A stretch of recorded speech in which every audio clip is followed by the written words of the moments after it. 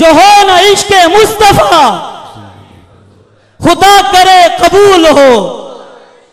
کنز العلماء شیخ الحدیث و تفسیر استاذ الاساتذہ مفکر اسلام حضرت علامہ ڈاکٹر محمد اشرف آصف جلالی صاحب کو میں دل کی اتھا گہرائیوں سے دعوت خطاب دے رہا ہوں۔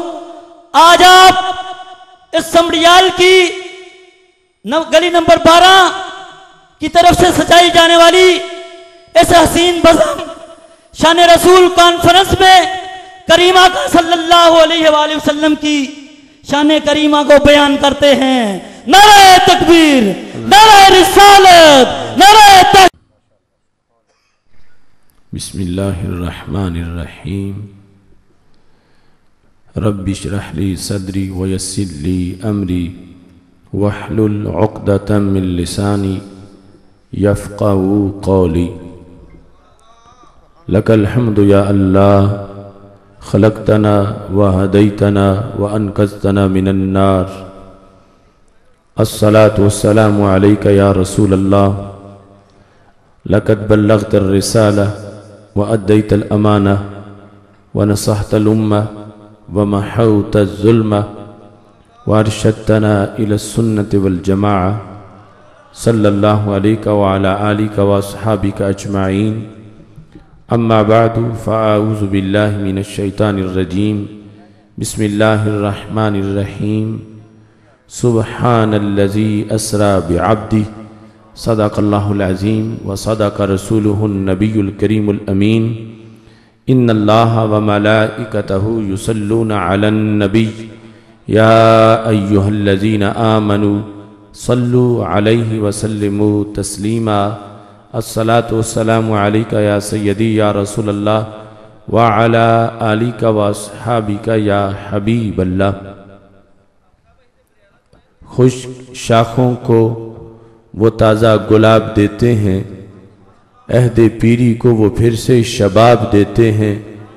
پڑھ لے درود غفلت نہ کر خدا کی قسم، تیرے سلام کا وہ اب بھی جواب دیتے ہیں. الصلاۃ والسلام علیک یا سیدی یا رسول اللہ وعلی آلک واصحابک یا حبیب اللہ.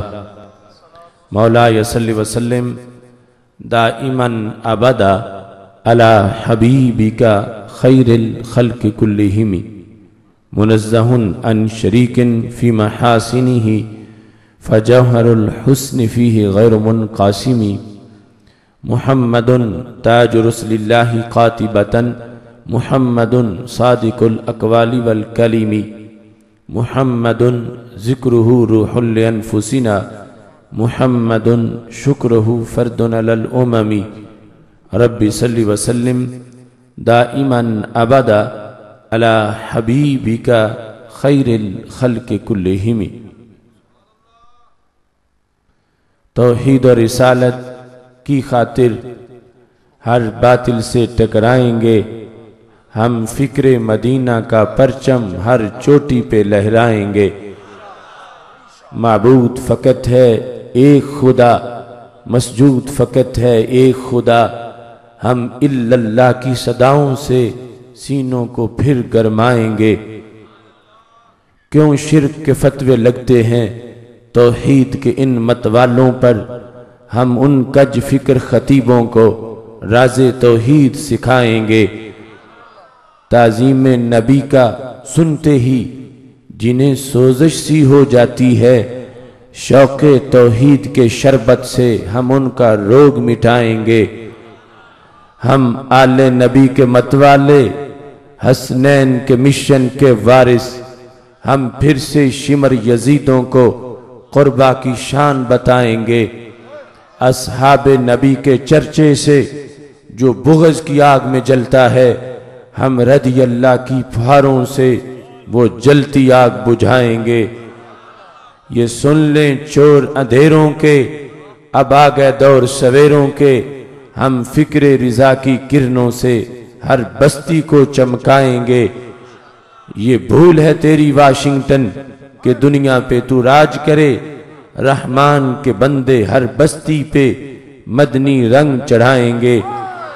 یہاں مجرم بیٹھیں میلوں میں اور غازی تڑپیں جیلوں میں، ہم جبر کے ظالم ہاتھوں سے اب غازی کو چھڑوائیں گے۔ میں رب کی آس پہ کہتا ہوں سرکار مدینہ کے صدقے، وہ دن بھی آئے گا آصف، ہم دنیا پہ چھا جائیں گے انشاءاللہ۔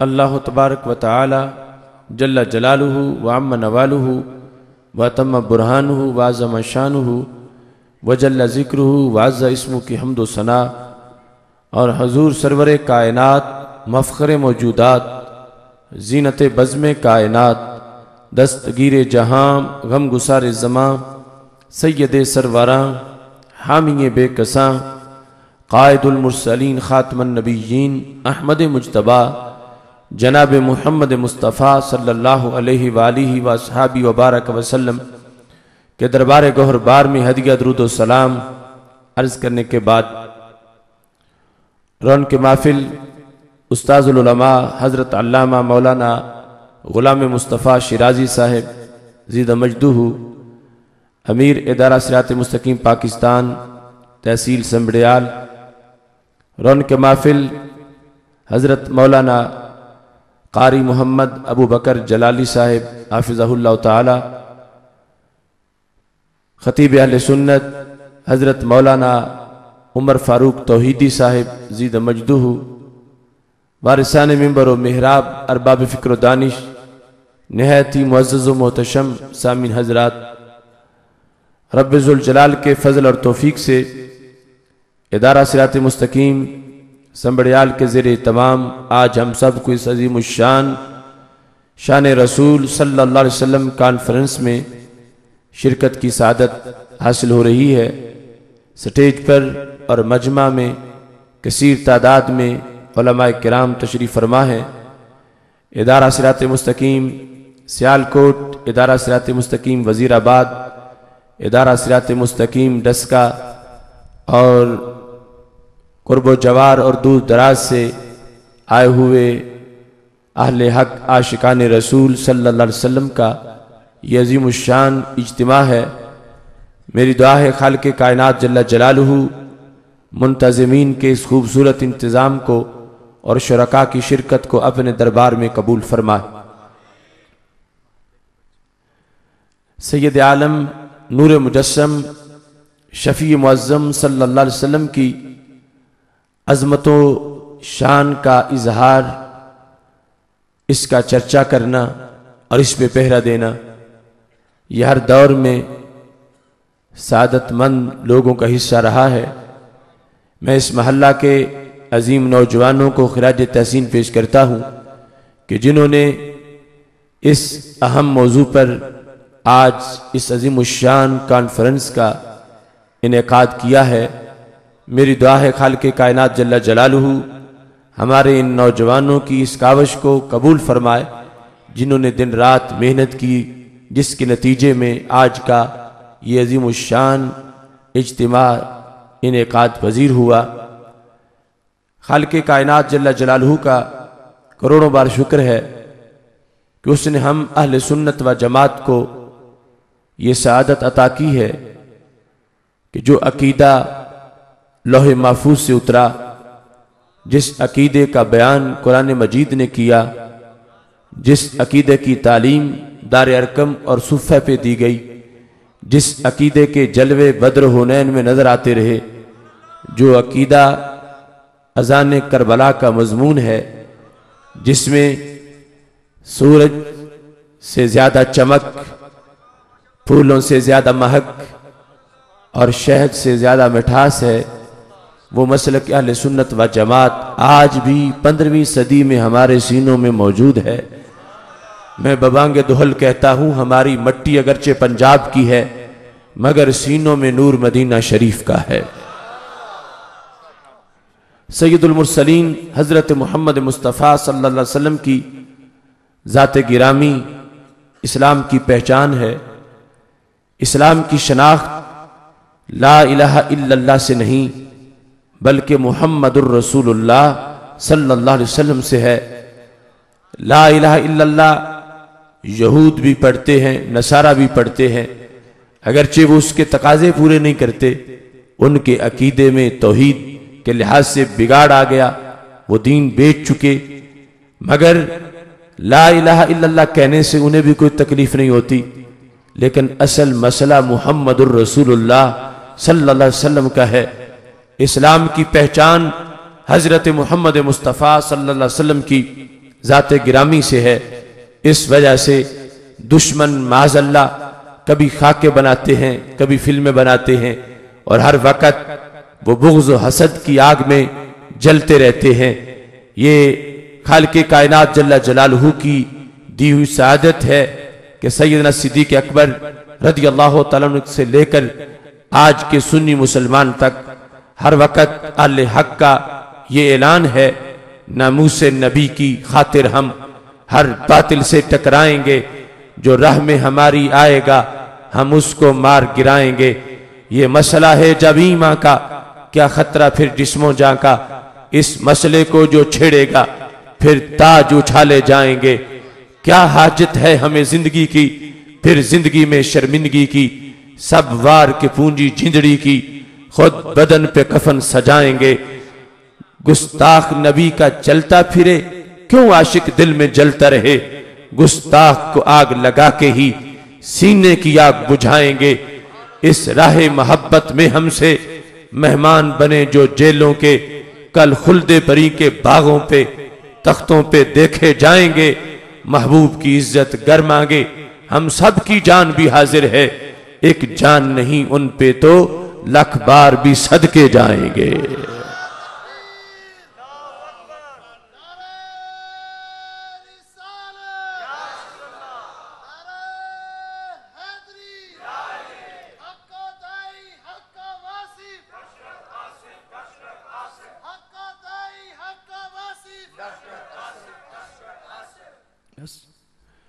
رسول اللہ صلی اللہ علیہ وسلم کی ذات کے لحاظ سے کچھ لوگ اسلام سے باہر دشمنی کر رہے ہیں، اور کچھ لوگ اسلام کے اندر جو بظاہر یہ کہتے ہم کلمہ گو ہیں اور ہم بھی ان سے محبت کرتے ہیں، ان کا انداز آج یہود و نصارہ کی حمایت کر رہا ہے، جس کے نتیجے میں گستاخیوں کا دھواں اڑ رہا ہے۔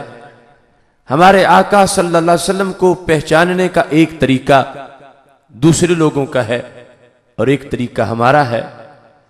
ہم کسی کو الزام نہیں دینا چاہتے، جو حقیقت ہے آپ سب جانتے ہیں۔ ایک گروپ کا شان رسالت کو بیان کرنے کا طریقہ یہ ہے، وہ کہتے ہیں ان کے بھی دو ہاتھ ہیں، ہمارے بھی دو ہاتھ ہیں، ان کے بھی دو قدم ہیں، ہمارے بھی دو قدم ہیں، ہم ان جیسے ہیں، وہ ہم جیسے ہیں۔ کہتے ہیں صرف اتنا فرق ہے، ان پہ وحی کا نزول ہوا اور ہم پہ وحی کا نزول نہیں ہوا، باقی ہم ایک جیسے ہیں معاذ اللہ۔ اور ایک ہمارا طریقہ ہے، ہم کہتے ہیں فلک کو اس بلندی پر بھی وہ عظمت نہیں حاصل، جبین خاک سے پوچھو مقام نقش پا کیا ہے، کہ وہ جہاں قدم رکھیں وہ زمین بھی آسماں ہو جاتی ہے، ان کے ساتھ کوئی برابری کیسے کر سکتا ہے، ان جیسا کو کیسے ہو سکتا ہے۔ صرف وحی کا ہی فرق نہیں، کروڑوں فرق ہیں، ہر بال تک، منہ مبارک تک کا فرق ہے۔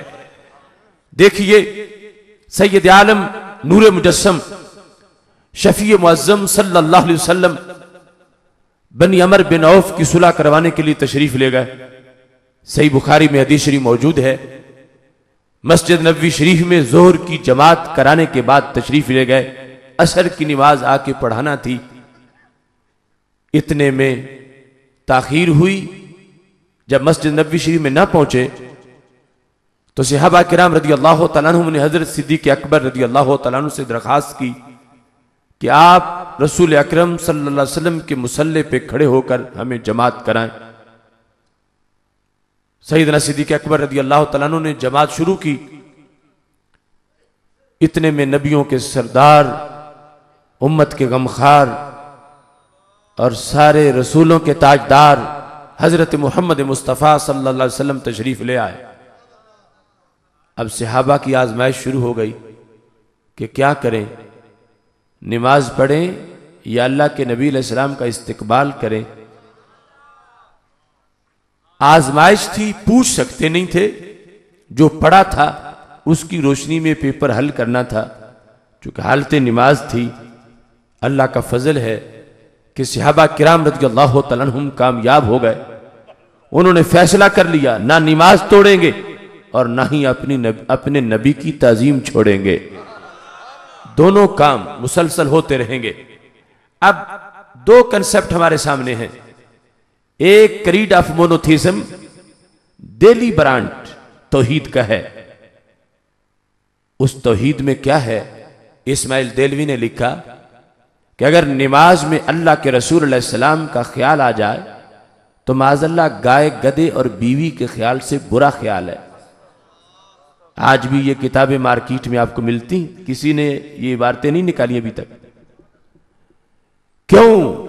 یہ نہیں کہ بھول کر لکھ دیا، بلکہ اس پر آگے دلیل دی کہ میں ارادے سے لکھ رہا ہوں۔ دلیل کیا دی؟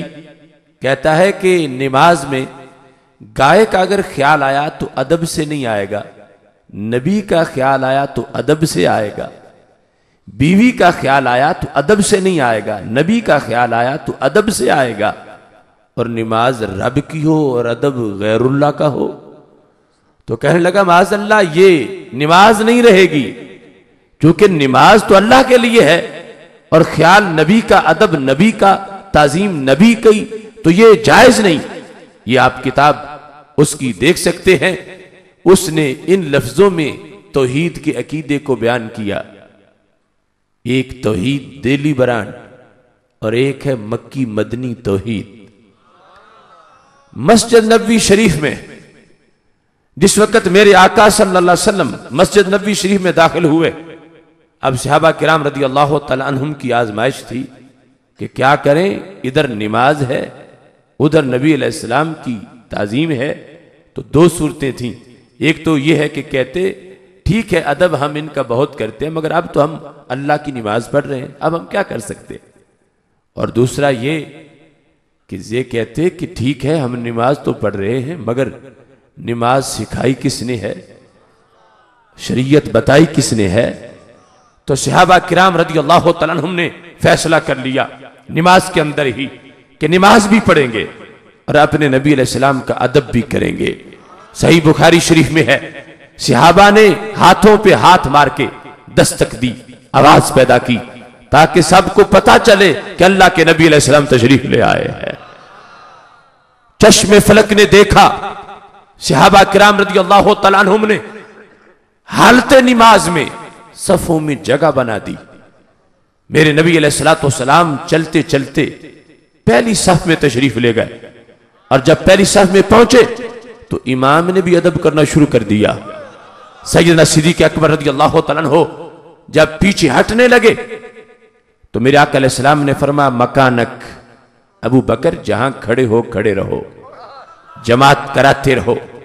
کیا مرتبہ ہے حضرت صدیق اکبر رضی اللہ تعالیٰ عنہ کی امامت کا کہ جن کے پیچھے نبیوں کے امام بھی نماز پڑھنے کو تیار ہو گئے ہیں۔ چشم فلک نے دیکھا حالت نماز میں اس امت نے اپنے نبی علیہ السلام کو آخری صف سے مصلی تک پہنچا دیا۔ اب ایک طرف شان رسول علیہ السلام کے بیان کرنے کا طریقہ یہ ہے، لوگ کہتے ہیں ان کا بڑا مرتبہ ہے، کتنا؟ کہتے ہیں معاذ اللہ جتنا بڑے بھائی کا ہوتا ہے، جتنا گاؤں کے چودھری چیف آف ولیج کا ہوتا ہے، جتنا پوسٹ مین اور ڈاکیے کا ہوتا ہے، یہ ان کا انداز ہے شان رسول علیہ السلام، سیرت النبی علیہ السلام کو بیان کرنے کا۔ اور ادھر مسجد نبوی شریف کا انداز کیا ہے؟ میرے آقا علیہ السلام کے آنے پر نماز پڑھتے پڑھتے صحابہ نے ادب کیا، احترام کیا. جب رستہ بنا ہاتھوں پہ ہاتھ مار رہے تھے تو مجھے بتاؤ کیا نبی علیہ السلام کا خیال آیا تھا یا نہیں آیا تھا؟ خیال آیا تھا، اور خیال بھی ادب سے آیا تھا، خیال بھی تعظیم سے آیا تھا. کہاں گئی وہ دہلی برانڈ توحید جو کہے کہ اللہ کے نبی کا خیال نماز میں آئے تو معاذ اللہ نماز ٹوٹ جاتی ہے؟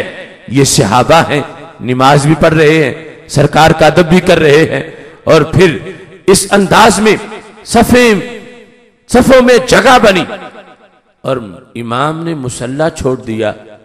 جو کہتے ہیں نبی کا درجہ بڑے بھائی جیسا ہے، وہ بتائیں کیا بڑا بھائی مسجد میں داخل ہو تو نمازی صفوں میں رستہ بنائے؟ کیا بڑا بھائی داخل ہو تو امام مصلی سے ہٹ جائے؟ کہاں کا بڑا بھائی، کہاں گاؤں کے چودھری کروڑوں مل کر بھی میرے نبی علیہ السلام کے نالین سے لگنے والی مٹی کے برابر بھی نہیں ہو سکتے. اب جس وقت ہمارے آقا صلی اللہ علیہ وسلم نے یہ پروٹوکول دیکھا کہ حالت نماز میں میرا ادب ہو رہا ہے، تو آپ سے بڑھ کے شریعت کا نگہبان کون ہو سکتا ہے؟ آپ فرما سکتے تھے صحابہ نماز پڑھو، اب تم نماز میں بھی میرے ادب کر رہے، چھوڑ دو ان کاموں کو، نماز پڑھو. سرکار ناراض ہوتے. اور یہاں صورتحال کیا ہے؟ ناراض نہیں ہوئے، بلکہ پروٹوکول جو صحابہ نے دیا سرکار نے قبول کیا. جب صفوں میں جگہ بنی تو سرکار نے یہ نہیں فرمایا کہ میں تو آخری صف میں کھڑا رہوں گا، میں آگے نہیں جاؤں گا کہ تم ناجائز کام کر رہے ہو، نماز میں میرا ادب کر رہے ہو. نہیں، میرے نبی علیہ السلام ٹہلتے ٹہلتے پہلی صف میں تشریف لے گئے. اور جب حضرت صدیق اکبر رضی اللہ تعالیٰ عنہ کو بار بار کہا کھڑے رہو، وہ پھر بھی صف میں آ گئے تو میرے نبی علیہ السلام مصلی پہ تشریف لے گئے. اب نماز مکمل ہوئی، سلام پھیرا تو پوچھا ابو بکر میں نے تجھے کہا تھا کہ تم جماعت کراتے رہو، تم نے مصلی کیوں چھوڑا؟ حضرت صدیق اکبر رضی اللہ تعالیٰ عنہ کہ جن کے پائے کا کسی امت میں نبیوں کے بعد کوئی نشان نہیں ہے، وہ سیدنا صدیق اکبر رضی اللہ تعالیٰ عنہ کیا جواب دیتے ہیں؟ یہ کسی رسالے یا عام قصے کہانی کی کتاب سے بیان نہیں کر رہا. صحیح بخاری شریف میں متعدد بار یہ حدیث شریف موجود ہے کہ حضرت صدیق اکبر رضی اللہ تعالیٰ عنہ نے مصلی چھوڑنے کا جو مقصد بیان کیا وہی آج ہماری کانفرنس کا موضوع ہے. شان رسول صلی اللہ علیہ وسلم کو بیان کرتے ہوئے میرے نبی علیہ السلام کے سامنے سیدنا صدیق اکبر رضی اللہ تعالیٰ عنہ نے یہ لفظ بولے ما کان لابن ابی قحافہ، یہ ابو قحافہ کے بیٹے کے لیے جائز کب ہے ان یصلی بین یدی رسول اللہ صلی اللہ علیہ وسلم کہ اللہ کے نبی کے آگے کھڑا ہو کے نماز پڑھتا رہے. کہا محبوب میں ہوں ابو قحافہ کا بیٹا، آپ ہو رب کے رسول صلی اللہ علیہ وسلم، میں نے آپ کا ادب کرتے ہوئے مصلی چھوڑا ہے اور آپ کی تعظیم کے لیے میں پیچھے ہٹا ہوں تاکہ آپ آگے جلوہ گر ہوں اور آپ ہمیں جماعت کرائیں. جس وقت ہمارے نبی علیہ السلام نے یہ الفاظ سنے ما کان لابن ابی قحافہ ان یصلی بین یدی رسول اللہ صلی اللہ علیہ وسلم کہ ابو قحافہ کے بیٹے کی مجال کیا ہے کہ وہ آپ کے آگے کھڑا ہو کے نماز پڑھے، تو حضرت صدیق اکبر رضی اللہ تعالیٰ عنہ کہتے ہیں محبوب میں جو کچھ بھی ہوں مگر آپ کے سامنے میری کیا حیثیت ہے، میں کچھ بھی نہیں. آج کیا پدی کا شوربہ، چھوٹے چھوٹے لوگ سرکار سے برابری کرتے ہیں کہ ہم ان جیسے وہ ہم جیسے. اور سیدنا صدیق اکبر رضی اللہ تعالیٰ عنہ کہتے ہیں کہ یا رسول اللہ صلی اللہ علیہ وسلم آپ کی ذات اتنی بلند و بالا ہے کہ مجھ جیسا انسان آپ کے سامنے میری حیثیت کیا ہے. لہٰذا جو نظریہ حضرت صدیق اکبر رضی اللہ تعالی عنہ کا شان رسول اللہ السلام کو بیان کرنے کا ہے وہی نظریہ آج کی اہل سنت و جماعت کا بھی موجود ہے. لوگ کہتے ہیں فرق صرف واحج کا ہے اور کوئی فرق نہیں. ہم حدیث سے دیکھتے ہیں حضرت ام سلمہ رضی اللہ تعالی عنہ امہات المومنین میں ہماری مائیں نبی علیہ الصلوۃ والسلام کی پاک بیویاں، ان میں سے ان کا وصال سب سے آخر میں ہوا۔ بخاری شریف مسلم دونوں میں موجود ہے۔ حضرت عثمان بن عبداللہ بن موہب رضی اللہ تعالیٰ عنہ روایت کرتے ہیں، کہتے ہیں ارسلنی اہلی الی ام سلمہ بقدح من ماء، مجھے میرے گھر والوں نے پانی کا پیالہ دے کر ام المومنین ام سلمہ رضی اللہ تعالی عنہا کے پاس بھیجا۔ یہ سوچنا میں بدعتیوں کی بات نہیں کر رہا، میں صحابہ کی بات کر رہا ہوں، میں تابعین کی بات کر رہا ہوں، میں ام المومنین کی بات کر رہا ہوں رضی اللہ تعالی عنہا۔ حضرت عثمان بن عبداللہ بن موہب کہتے ہیں کان اذا اصاب الانسان عین او شیء بعث الیہا مخدبۃ، ہمارے ہاں یہ دستور تھا، یہ صحابہ اور تابعین میں، کہ جب بھی کوئی شخص بیمار ہو جاتا تھا کان اذا اصاب الانسان عین او شیء، نظر لگتی تھی، سر درد ہوتا تھا، بخار ہوتا تھا، کوئی بھی بیماری لگتی تھی، تو ہر بیمار پانی کا پیالہ لے کر ام المومنین کے پاس چلا جاتا تھا۔ نعرہ تکبیر، نعرہ رسالت، نعرہ تحقیق، نعرہ حیدری، نعرہ غوثیہ، شان رسالت۔ اب توجہ کرنا، کیوں جاتے تھے؟ کہتے ہیں کہ ہر بیماری کا علاج ام المومنین کے پاس موجود تھا۔ وہ کیا علاج تھا؟ فاخرجت من شعر رسول اللہ صلی اللہ علیہ وسلم وکانت تمسکہ فی جلجل من فضہ، ان کے پاس چاندی کی ایک ڈبیا تھی اور اس میں ہمارے نبی علیہ السلام کے موے مبارک تھے۔ جب بیمار کا پیالہ جاتا، موے مبارک ڈبیا سے باہر نکالتی، پیالے میں ڈالتی، خد خدت ہو اپنے ہاتھوں سے پیالے کو جنبش دیتی، جب موے مبارک پیالے میں غسل کر لیتے، وہ باہر نکالتی، پانی بیمار پیتا شفا پا جاتا۔ اب اس مقام پر بخاری و مسلم دونوں مستند کتابوں کے حوالہ سے حضرت ام سلمہ رضی اللہ تعالیٰ عنہ کا عقیدہ اور صحابہ کرام رضی اللہ تعالیٰ عنہم کا جو نظریہ میں آپ کے سامنے پیش کر رہا ہوں، اس سے کئی باتیں روشن ہمیں واضح سمجھ آ رہی ہیں۔ سب سے پہلی بات تو یہ ہے کہ صحابہ سے بڑھ کر کوئی توحید پرست نہیں ہے۔ وہ بیمار ہوتے تھے تو پیالے کیوں اٹھا لیتے تھے؟ جبکہ اللہ ہر کسی کی سنتا ہے، ہر جگہ سے سنتا ہے۔ یہ پیالے پانی کے بھرتے ہیں اور حضرت ام سلمہ ام المومنین رضی اللہ تعالی عنہا کے پاس مشکل کشائی کے لیے جاتے ہیں، حاجت روائی کے لیے جاتے ہیں۔ چلو انہوں نے تو پیالے اٹھا لیے، عظیم امی کا فرض بنتا تھا کہ فرماتی بچوں تم نے تو شرک شروع کر دیا، اللہ ہر جگہ سے سنتا ہے، رب کو پکارو، مشکل ہے تو میرے پاس کیوں آئے ہو؟ کہہ سکتی تھی کہ کل تمہارے نبی علیہ السلام دنیا سے تشریف لے گئے، آج تم نے پیالے اٹھا لیے، ہاتھ مار کے پیالے توڑ دیتی۔ رب کعبہ کی قسم، میں ہزارہا دلائل کی روشنی میں کہہ رہا ہوں، کسی ایک شخص کا بھی پیالہ عظیم امی نے نہیں توڑا، جو بھی گیا ہے اس کا دامن مراد بھر دیا ہے۔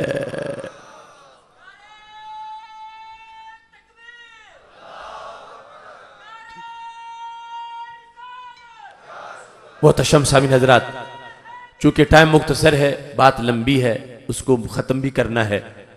اب دیکھیں صحابہ کرام رضی اللہ تعالیٰ عنہم پیالے لے کر جا رہے ہیں اور حضرت ام سلمہ رضی اللہ تعالیٰ عنہ کے پاس علاج کیا ہے؟ ہمارے نبی علیہ السلام کا موے مبارک رکھے کہاں ہیں؟ چاندی کی ڈبیا میں۔ سب سے پہلی بات، لوگ کہہ رہے ہیں صرف واحج کا فرق ہے اور جسم ہمارے ایک جیسے ہیں۔ امی جان کہہ رہی ہیں نہیں، ہر بال کا فرق ہے۔ تمہارے بال بیماریاں پھیلاتے ہیں، ان کے منہ مبارک شفا بانٹتے ہیں۔ تمہارے بال کوڑے کے ڈھیروں پہ ہوتے ہیں اور ان کے منہ مبارک چاندی کی ڈبیوں میں سنبھالے جاتے ہیں۔ اس میں یہ بات بھی بڑی قابل غور ہے، چلو منہ مبارک سنبھال نہیں تھے تو رومال میں باندھ لیتی، کسی لکڑی کے باکس میں رکھ لیتی۔ اس وقت مٹی کے اس طرح کے باکس ہوتے تھے، اس میں رکھتی، چمڑے میں رکھ لیتی، تو رکھے ہیں تو چاندی کی ڈبیا میں رکھے ہیں ام المومنین. اور آج کا اگر کوئی بزام خیش توحید پرست کہے کہ امی یہ چاندی کی ڈبیا میں سرکار کے منہ مبارک رکھے تو دلیل کیا ہے؟ کس آیت میں ہے؟ کس حدیث میں ہے؟ تو جو ان لوگوں کا نظریہ ہے بدعت کے فتوے لگانے کا، تو یہ میرٹ تو پورا ہے بدعت کا فتوہ لگ جائے کہ کام کیا ہے، اس کام کا حکم نہ بظاہر قرآن میں ہے نہ سنت میں ہے، کسی آیت میں نہیں کہ اللہ کے نبی علیہ السلام کے منہ مبارک چاندی کی ڈبیا میں سنبھالے جائیں، کسی حدیث میں نہیں کہ سرکار کے منہ مبارک سرکار نے فرمایا ہو کہ میرے منہ مبارک چاندی کی ڈبیا میں سنبھالے جائیں. اور سنبھالے ہیں، اور بخاری مسلم میں ہے، اور سنبھالے حضرت ام سلمہ رضی اللہ تعالیٰ عنہا نے ہیں. آج یہ جھنڈیاں لگیں، چراغاں ہو، لوگ کہتے ہیں بدعت ہے. میں پوچھتا ہوں حضرت ام سلمہ رضی اللہ تعالیٰ عنہا کیا بدعت کر رہی تھی؟ نہیں، بدعت نہیں کر رہی تھی، وہ تو سنیوں کی ماں ہیں. انہوں نے منہ مبارک چاندی کی ڈبیا میں رکھ کر یہ بتایا کہ اگرچہ قرآن مجید کی آیت نہیں اور بظاہر حدیث نہیں، مگر یہ بدعت نہیں، یہ محبت ہے. رب فرماتا ہے وَتُعَزِّرُوهُ وَتُوَقِّرُوهُ، ان کا خوب ادب کرو، احترام کرو. امی جان بتا رہی تھی جن کی ذات کا ادب ہے ان کے ہر بال کا ادب ہے. میں شوق سے چاندی کی ڈبیا میں رکھ کر اپنے بیٹوں کو بتاؤں گی کہ کبھی میرے محبوب علیہ السلام سے ہمسری نہ کرنا، کبھی ان سے مقابلہ نہ کرنا. تمہارے بال کوڑے کے ڈھیروں پہ ہوتے ہیں اور ان کے منہ مبارک چاندی کی ڈبیوں میں سنبھالے جاتے ہیں، اور پھر وہ شفا دیتے ہیں، ان سے شفا ملتی ہے. تو پتہ چلا کہ ہمارے آقا صلی اللہ علیہ وسلم کا جو پیکر پرنور ہے اس میں ہم چہرے کو دیکھیں، ہم آپ کے گل قدس کی پتیوں جیسے مقدس ہونٹ دیکھیں، آپ کا سینہ دیکھیں، آپ کے تلوے دیکھیں، ہر چیز اس میں واضح فرق موجود ہے. اور ایک ایک منہ مبارک تک کا جب فرق ہے تو کوئی کیسے کہہ سکتا ہے کہ ہم ان جیسے ہیں وہ ہم جیسے ہیں؟ نہیں نہیں، یہ ثابت ہوا کہ رب ذوالجلال نے انہیں ہر جہت میں ہم جیسوں پہ کروڑوں عظمتیں عطا فرما رکھی ہیں. اصل میں فارمولے دو طرح کے ہیں، ایک اوروں کا فارمولہ ہے، ایک ہمارا فارمولہ ہے. ان کے سامنے جب بھی شان رسول اللہ السلام کا کوئی مسئلہ آتا ہے وہ پلٹ کے اپنے آپ کو دیکھتے ہیں.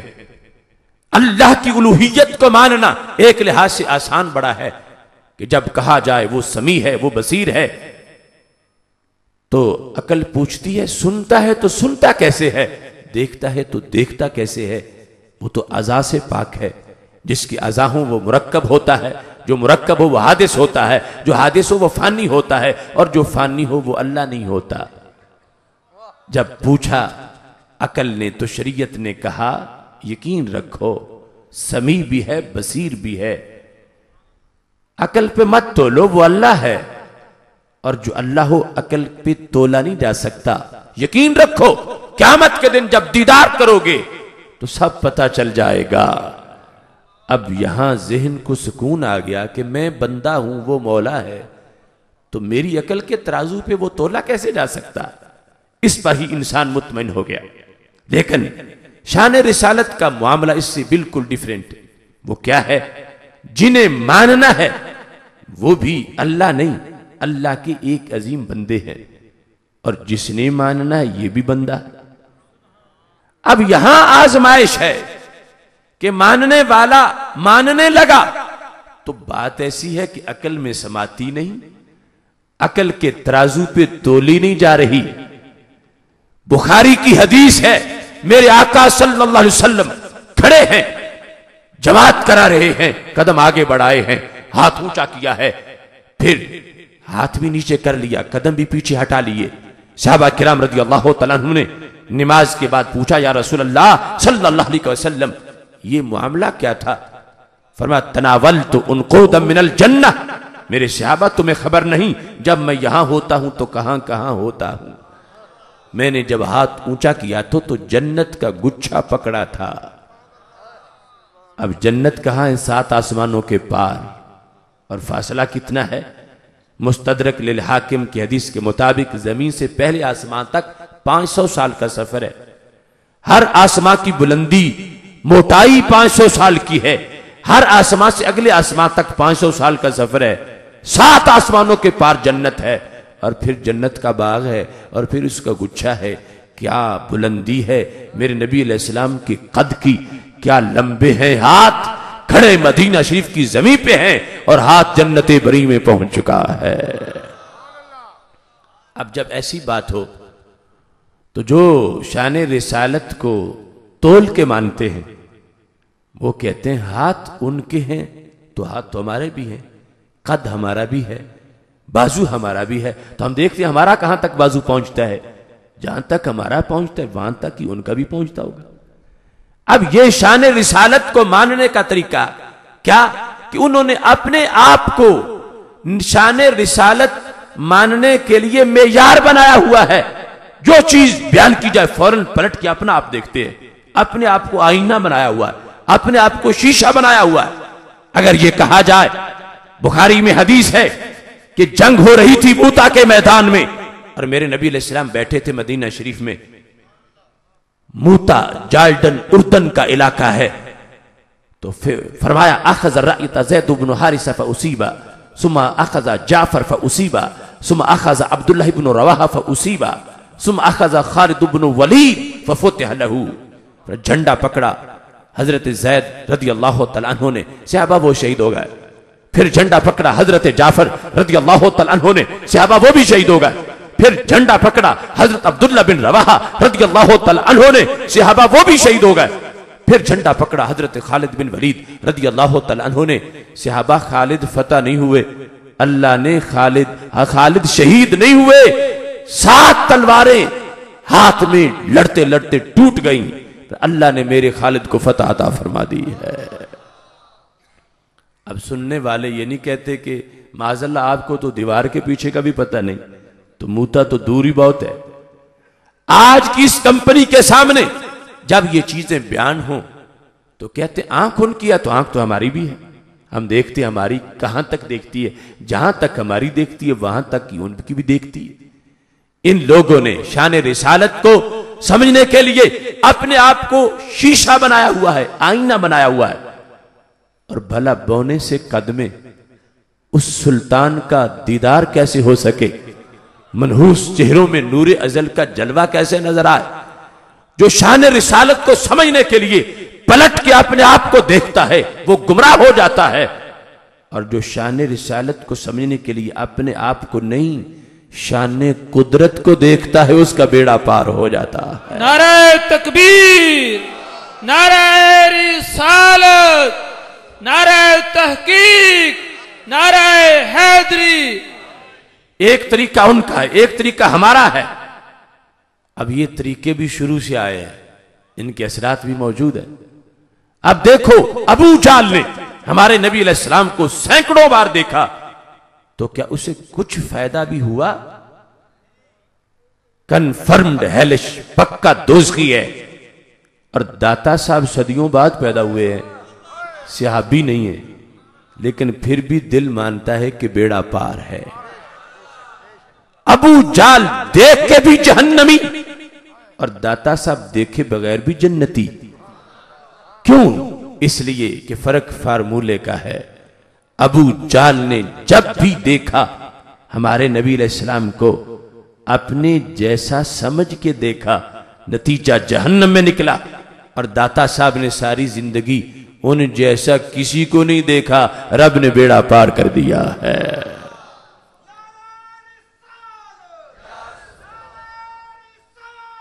یا رسول اللہ زندہ اس واسطے شان رسول صلی اللہ علیہ وسلم کے سمجھنے کے جو طریقے ہیں ان کو آج اسی انداز سے پرکھنا چاہیے جو صحابہ کرام رضی اللہ تعالیٰ عنہم سے چلے۔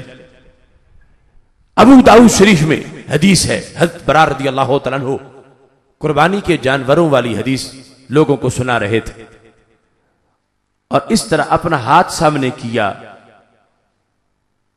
فرمایا 4 قسم کے جانوروں کی قربانی جائز نہیں. عیب والے 4 قسم کے جانور بیان کرنے کے لیے کہا جیسے میں نے یہ ہاتھ کیا ہے ایسے ہی ہمارے نبی علیہ السلام نے یوں 4 انگلیاں سامنے کی تھیں. تو یہ حدیث پڑھانے کا ایک طریقہ ہے کہ جیسے سرکار دو عالم صلی اللہ علیہ وسلم نے اشارہ کیا ویسے ہی اشارہ کیا جائے. آپ مسکرائے تو پڑھانے والا بھی مسکرائے, حدیث مسلسل ہو جائے. حضرت برا رضی اللہ تعالیٰ نے ہاتھ اپنا دکھایا, انگلیاں یہ سامنے کر کے کہا اس طرح رسول اکرم صلی اللہ علیہ وسلم نے ہاتھ سامنے کیا تھا, فرمایا تھا 4 قسم کے جانوروں کی قربانی جائز نہیں. فوراً ذہن میں خیال آیا ہاتھ اپنا دکھا رہا ہوں اور بات یہ کر رہا ہوں کہ یوں سرکار دو عالم صلی اللہ علیہ وسلم نے ہاتھ سامنے کیا اس طرح. فوراً خیال آیا کہیں میں اپنے ہاتھ کو ان کے ہاتھ جیسا تو نہیں کہہ چکا. وضاحت کی, کہنے لگے اصابعی اکثر من اصابعہ واناملی اکثر من اناملہ. لوگوں کوئی بھی میرے ہاتھ کو ان کے ہاتھ جیسا نہ سمجھے. کیوں؟ تو ہاتھ کیسے ہاتھ جیسا ہوگا؟ نہ انگلیاں انگلیوں جیسی ہیں نہ پورے پوروں جیسے ہیں. یعنی وہاں اتنا ادب ہے, وہاں اتنا احترام ہے کہ فوراً یہ وضاحت کرنا چاہیے کہ میرا ہاتھ ہرگز ان کے ہاتھ جیسا نہیں ہے. اس واسطے اگر ہم طریقہ دیکھتے ہیں صحابہ کرام رضی اللہ تعالی عنہم کا تو وہاں ادب احترام اتنا ہے اور یہ عظمت ہے بیان کے ہر حرف کے اندر. وہ بتانا چاہتے ہیں لوگوں شان رسول اللہ علیہ السلام کو تول تول کے نہیں سینہ کھول کے بیان کیا جاتا ہے. یہی وجہ ہے کہ جس وقت حضرت جابر بن عبداللہ رضی اللہ تعالیٰ عنہ ان کے قرضے کا معاملہ تھا, 12-13 مقامات پر بخاری میں حدیث شریف موجود ہے, کتاب الصلح سے تمہارے سامنے پیش کر رہا ہوں. حضرت جابر رضی اللہ تعالیٰ عنہ نے ہمارے آقا علیہ السلام سے درخواست کی محبوب ابا جی میرے شہید ہو چکے ہیں اور 7 ہمشیرہ ہیں, اخراجات کافی ہیں, کھجوریں پک گئی ہیں, قرض دینا ہے. ساری کھجوریں دے دوں گا تو آدھا قرض بھی نہیں اترے گا اور گزارا بھی انہی کھجوروں پہ ہی کرنا ہے. تو آپ تشریف لائیں میرے باغ میں تاکہ میرے قرض کا مسئلہ حل ہو جائے. تو میرے نبی علیہ السلام نے یہ نہیں فرمایا میں تو کلمہ پڑھانے آیا تھا, میں قرضے اتارنے نہیں آیا. میرے کریم سے اگر قطرہ کسی نے مانگا دریا بہا دیے ہیں دربے بہا دیے. فرمایا تم کھجوریں توڑ کے رکھو میں آتا ہوں, بیڑا پار ہو جائے گا. میرے آقا صلی اللہ علیہ وسلم تشریف لے گئے, سارے ڈھیر پہ دعا کر دی. آج پلیٹ پہ کوئی دعا مانگے لوگ کہتے ہیں کھانے کے قابل نہیں ہے. میرے نبی علیہ السلام نے پورے ڈھیر پہ دعا مانگی اور کتنا برکت کا اثر ظاہر ہوا. حضرت جابر رضی اللہ تعالیٰ عنہ کو فرمایا کہ بلا لو قرض خواہوں کو, سب کی بوریاں بھر دو. ساتھ حضرت صدیق اکبر حضرت فاروق اعظم رضی اللہ تعالیٰ عنہما دونوں تھے. جس وقت میرے نبی علیہ السلام نے دعا مانگی تشریف لے گئے, صدیق عمر رضی اللہ تعالیٰ عنہ بھی ساتھ چلے گئے. حضرت جابر کی عقل کہہ رہی تھی سارے قرض خواہ کیسے بلاؤں, یہ تو آدھا بھی نہیں اترے گا. تو عشق نے کہا جب سرکار آ جائیں تو پھر کمی کیسے ہو سکتی ہے. سارے قرض خواہ بلا لیے, بوریاں بھرتے گئے, سارا قرض اتر گیا. نماز مغرب کا وقت تھا, مسجد نبوی شریف میں پہنچے, جا کر کہتے یا رسول اللہ صلی اللہ علیہ وسلم آپ کے تشریف فرما ہونے سے اتنا کرم ہوا, سارا قرض اتر گیا ہے اور ڈھیر میں سے کوئی بوری کم ہو, کوئی ٹوپا کم ہو نہیں, ایک کھجور بھی کم نہیں ہوئی. سارا قرض اتر گیا اور ایک کھجور بھی کم نہیں ہوئی. جس وقت میرے نبی علیہ السلام نے یہ بات سنی چہرہ ویسے ہی پر نور تھا, چاندنی تیز ہو گئی. تبسم فرمایا, کہا اشہد انی رسول اللہ, میں گواہی دیتا ہوں کہ میں اللہ کا رسول صلی اللہ علیہ وسلم ہوں. اب دیکھیے یہ حدیث شریف آج سے صدیوں پہلے یہ لفظ جب میرے نبی علیہ السلام نے سنے, کون سے لفظ کہ سارا قرض اتر گیا اور ساری کھجوریں بچ گئی, سنتے ہی سرکار مسکرائے. بخاری مسلم میں موجود ہے اور عجیب اتفاق ہے اور عجیب کیفیات ہیں. سنبڑیال کے اس محلے میں صدیوں بعد وہی لفظ میں نے ابھی بولے ہیں، تمہارے ہونٹوں میں بھی تبسم آ گیا ہے، تم نے بھی سبحان اللہ کہا ہے. حالانکہ تم گواہ ہو، میں نے نہیں کہا تھا کہ ایک جملہ میں بولنے والا ہوں، جب میں ختم کروں تو تم نے خوش ہونا ہے، تمہاری آنکھیں چمک اٹھیں، چہرے کھل جائیں، ہونٹوں پہ تبسم آئے، زبانوں پہ سبحان اللہ ہو. میں نے نہیں کہا تھا، لیکن یہ سب کچھ ہو گیا.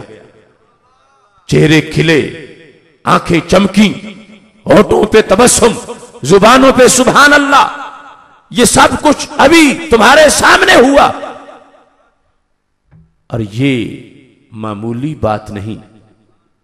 دوسرے مجمع بھی کوئی یہ حدیث پڑھ کے سنا کے دیکھے تو صحیح، کیا وہاں بھی لوگ خوش ہوتے ہیں؟ وہاں بھی مسکراتے ہیں؟ نہیں. اگر ان کا خطیب یوں بیان کرے گا تو مجمع کہے گا ہمارے خطیب کو کچھ ہو گیا ہے. یہ ادارہ صراط مستقیم کا عقیدہ توحید سیمینار سن کے عمر فاروق توحیدی بن گیا ہے. ان کو یہ لگے گا ہمارا خطیب بدل گیا ہے. کیوں؟ ان کی ڈیمانڈ اور ہے، تمہاری ڈیمانڈ اور ہے. ان کی ڈیمانڈ یہ ہے کہ ہمارا خطیب ایسی تقریر کرے کہ اللہ کے نبی علیہ السلام نے دن بھی دعا کی، رات بھی کی، ہفتہ پورا کی، مہینہ سارا کی، پھر بھی کچھ نہیں ہوا. اگر اس طرح بیان کرے تو وہ مجمع تب خوش ہوگا. اور یہ مجمع کب خوش ہوتا ہے؟ اب جب میں نے یہ بات شروع کی، طرز کی، تو میں غیب نہیں جانتا، لیکن تمہارے دلوں کی کیفیات یہی تھیں کہ جب بات پوری ہوگی تو قرضہ اتر چکا ہوگا. اب میرے نبی علیہ السلام جب دعا مانگ کے گئے تھے مسجد نبوی شریف میں تو سرکار کی سوچ کیا تھی؟ میرے نبی علیہ السلام کو کس چیز کی انتظار تھی؟ سرکار کیا چاہتے تھے؟ محبوب علیہ السلام کی ڈیمانڈ کیا تھی؟ کیا یہ تھی کہ گیا تو ہوں، دعا تو مانگی ہے، مگر قرضہ نہیں اترنا چاہیے؟ ہرگز سرکار کو یہ پسند نہیں. سرکار کو یہ پسند ہے کہ گیا ہوں تو امتی کی بیڑی کنارے پہ لگنی چاہیے، بھلا ہونا چاہیے، بگڑی بننی چاہیے، مشکل کشائی ہونی چاہیے. سرکار کو پسند ہے میں گیا ہوں تو قرضہ اتر جانا چاہیے. کیا پاک مزاج ہے سنی کا؟ جو چیز سرکار کو پسند ہے وہی سنی کو بھی پسند ہے. میرے آقا علیہ السلام دعا مانگ کے گئے، یہی پسند ہے کہ قرضہ اتر جائے، یہ نہیں پسند کہ قرضہ نہ اترے. اور جو سرکار کو پسند ہے وہی سنی کو بھی پسند ہے. اور میں اس لفظ میں سنی سے مراد کوئی سنی پیر طریقت یا شیخ الحدیث نہیں لے رہا. عام سنی بھی، پیر طریقت کی تو بڑی شان ہے، شیخ الحدیث کی بڑی شان ہے. ریڑی لگانے والا سنی، کاشتکاری کرنے والا سنی، اس سنی کی میں بات کر رہا ہوں کہ جس چیز کو سن کر اللہ کے نبی علیہ السلام آج سے 14 صدیاں پہلے ایک شام کو مسکرائے تھے، اسی چیز کو سنتے ہی سنبڑیال کا سنی بھی فوراً مسکرایا ہے.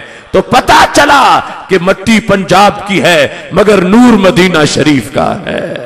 نعرہ تکبیر، نعرہ رسالت، نعرہ تحقیق. میرے بھائیوں، بڑی پتے کی بات ہے، یہ اب سامنے کی بات ہے.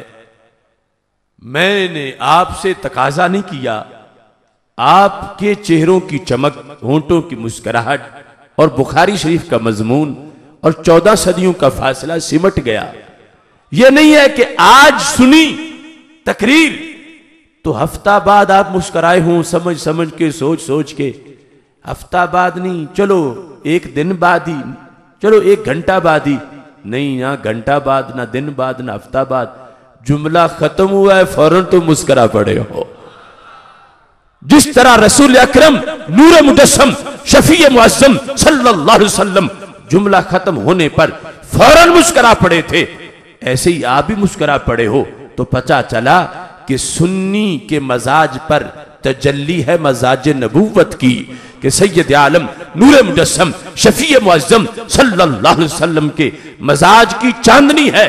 اور یہ تبسم جو تمہارے ہونٹوں پہ آیا ہے یہ 10 سال درس نظامی پڑھنے سے نہیں آتا. دوسری کمپنی کا کوئی ملا ہو، کوئی شیخ الحدیث، کیا اس کے ہونٹوں پہ تبسم آئے گا؟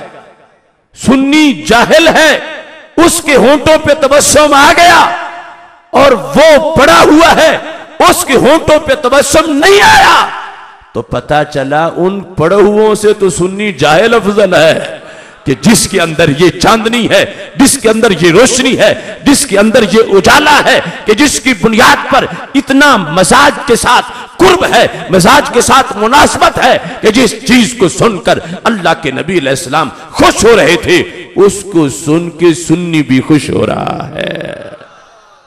یہ شان رسول صلی اللہ علیہ وسلم کو بیان کرنے کا طریقہ جو وہاں سے چل کے آیا وہ آج بھی ہمارے سینوں میں موجود ہے. اب جس وقت یہ بات حضرت جابر رضی اللہ تعالیٰ عنہ نے ہمارے نبی علیہ السلام کو بتا دی تو سرکار نے یہ نہیں فرمایا کہ جابر تمہارا تو بھلا ہو گیا ہے، مشکل حل ہوگی. یہ کسی کو بتانا نہیں کہ لوگوں کے عقیدے خراب ہو جائیں گے، کہ نبی جائیں تو مشکل حل ہو جاتی، کسی کو مت بتانا. اگر آج کے ان توحید پرستوں کی بات صحیح ہوتی تو سرکار پابندی لگا دیتے، مگر پابندی نہیں لگائی. بخاری شریف میں ہے میرے آقا علیہ السلام نے فرمایا ائت ابا بکر و عمر فاخبرہما، جابر جو مجھے بتایا ہے چلو میرے یاروں کو بھی بتا کے آؤ. تو سنی مجمع کی بھی مثال نہیں، سنی خطیب کی تقریر کہاں سے آئی؟ تمہاری بات، تمہاری چمک، تمہارا انداز وہ بھی صداقت اہل سنت کی دلیل. اور جو میں تمہیں تقریر سنانے آیا ہوں میں نے وہ پیغام تجھے بتایا ہے کہ جب رسول اکرم نور مجسم شفیع معظم صلی اللہ علیہ وسلم فرما رہے تھے ائت ابا بکر و عمر فاخبرہما، اے جابر چلو ابو بکر صدیق کو بھی بتاؤ، عمر فاروق کو بھی بتاؤ. اپنے بعد جو امت کے دونوں بڑے لیڈر ہیں میرے نبی علیہ السلام نے ان کا نام لیا. سرکار دیکھ رہے تھے کہ اگر یہ بات ان تک پہنچی تو چلتے چلتے سمبڑیال تک بات پہنچ جائے گی. نعرہ تکبیر، نعرہ رسالت، نعرہ تحقیق، نعرہ حیدری. ائت ابا بکر و عمر فاخبرہما، جاؤ ابو بکر صدیق اور عمر فاروق رضی اللہ تعالیٰ عنہما کے پاس. تو میں کہہ سکتا ہوں میں وہ تقریر تمہیں سنانے آیا ہوں کہ جس کا حکم ہمارے نبی علیہ السلام نے دیا تھا کہ چرچا ہو اس بات کا، دھوم مچے کہ میرے جانے سے مشکل حل ہوتی ہے، اور دوسروں کا عقیدہ افورڈ نہیں کر سکتا کہ وہ یہ بات بتائیں. وہ تو ہے ہی اتنا تنگ، ایک طرف سے لیتے ہیں دوسری طرف سے چادر ہٹ جاتی ہے. سنی تیرے عقیدے کی چادر یہاں سے لے کر لواء الحمد تک پھیلی ہوئی ہے. میرے آقا صلی اللہ علیہ وسلم نے فرمایا جاؤ جا کر ابو بکر و عمر رضی اللہ تعالیٰ عنہما کو یہ بات بتاؤ.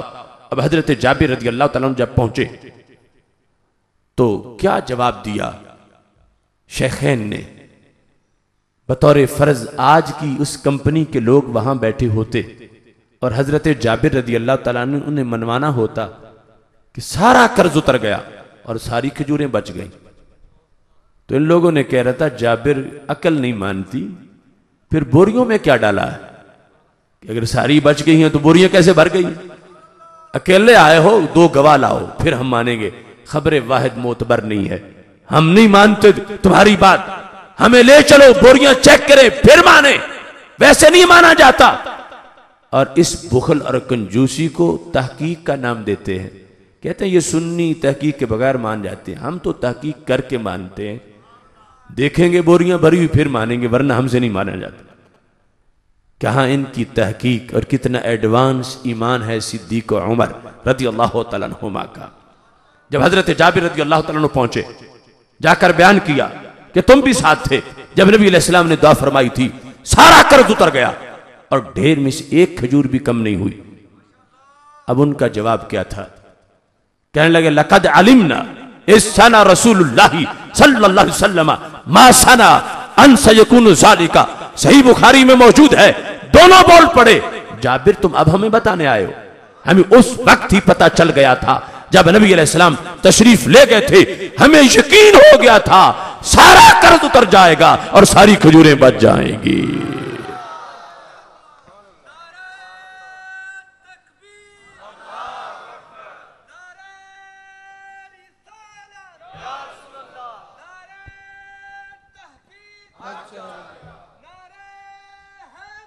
لقد علمنا ہم نے جانا. کب جانا؟ ماضی میں. کس چیز کو؟ جو مستقبل میں ہونے والی تھی. لقد علمنا ہم نے جان لیا اذ سنا رسول اللہ صلی اللہ علیہ وسلم ما سنا جب سرکار دو عالم علیہ السلام نے دعا فرمائی تھی ہم نے جان لیا ان سیکون ذالک. اصل میں تھا انہو سیکون ذالک کہ ایسا ہوگا ہمیں یقین تھا. اب وہ نہیں کہتے ہم پاس بیٹھیں گے بوریاں بھرائیں گے چیک کریں گے پھر مانیں گے. وہ کہتے ہم تو پہلے ہی مانے ہوئے تھے ہمیں تو پہلے ہی پتا تھا. تو بتا رہے ہیں لوگوں شان رسالت کو تول تول کے نہیں سینہ کھول کے مانا جاتا ہے. لوگ کہتے ہیں اللہ کے نبی کو مستقبل کی خبر نہیں ہوتی. بخاری سے پتہ چلتا ان کے شاگردوں کو بھی ہو جاتی ہے. لقد علمنا ہم نے ماضی میں جانا. کس کو؟ سین مستقبل کے لیے. ان سیکون ذالک کہ یہ ہوگا مستقبل میں. تو جن کے شاگرد ماضی میں مستقبل کی خبریں دیں تو استاذ کے علم کا علم کیا ہوگا. اس لیے شان رسول اللہ السلام کو ماننے کا طریقہ یہ مسلک اہل سنت کی برکت ہے کہ وہاں سے پہنچا. جس کو یہ مسلک میسر ہے وہ اگرچہ ریڑھی لگانے والا ہے پھر بھی اس کو پتا ہے اس کو حقیقت کا ادراک ہے. اور جو اس مسلک سے محروم ہے اگرچہ وہ زندگی بھر بظاہر قرآن و سنت پڑھتا رہے اس کو کبھی بھی اس حقیقت کا پتہ نہیں چل سکے گا. اس لیے میں تو ببانگ دہل کہتا ہوں بحمد اللہ ملا حق سے عقیدہ اہل سنت کا پڑھا ہے. قدسیوں نے بھی قصیدہ اہل سنت کا زمین ہے اہل سنت کی زمانہ اہل سنت کا بنایا رب نے جنت میں ٹھکانہ اہل سنت کا. کسی کی ایڈ کی جانب نہیں اٹھتی نظر اپنی خدا نے بھر دیا اتنا خزانہ اہل سنت کا.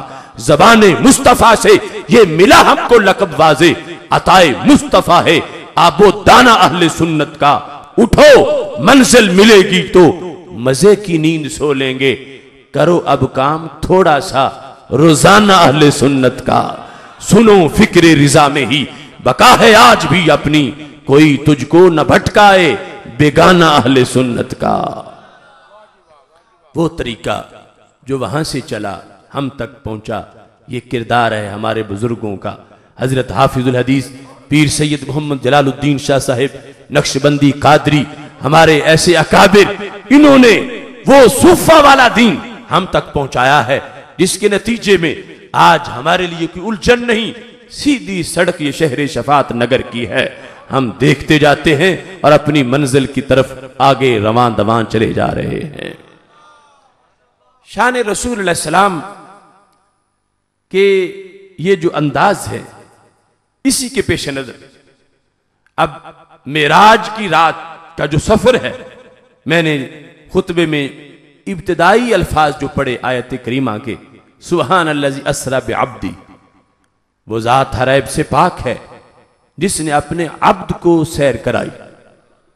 کچھ لوگ یہ آیت پڑھ کے بغلیں بجاتے ہیں کہ تم کہتے ہو ان کی مثل کوئی نہیں ان کو تو اللہ عبد کہہ رہا ہے ہم بھی عبد ہیں وہ بھی عبد ہیں تو ایک ہی بات ہوئی.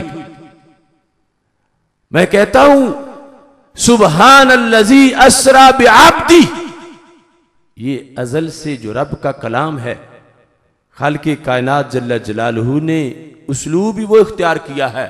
اسے پتا تھا کہ کیا کیا اعتراض ہونے ہیں اس نے پہلے ہی جواب ارشاد فرما دیا ہے. معجزہ معراج میریکل ایسا معجزہ ہے کہ جو اور کسی نبی کو کسی رسول علیہ السلام کو یہ شان نہیں ملی. تو بظاہر عقل کہتی ہے جب اتنا بڑا مرتبہ و مقام ہے تو پھر اس کا ذکر کرتے ہوئے سرکار کا نام لیا جاتا ہے. سبحان الذی اسری بمحمد صلی اللہ علیہ وسلم وہ ذات ہر عیب سے پاک ہے کہ جس نے حضرت محمد مصطفیٰ صلی اللہ علیہ وسلم کو سیر کرائی.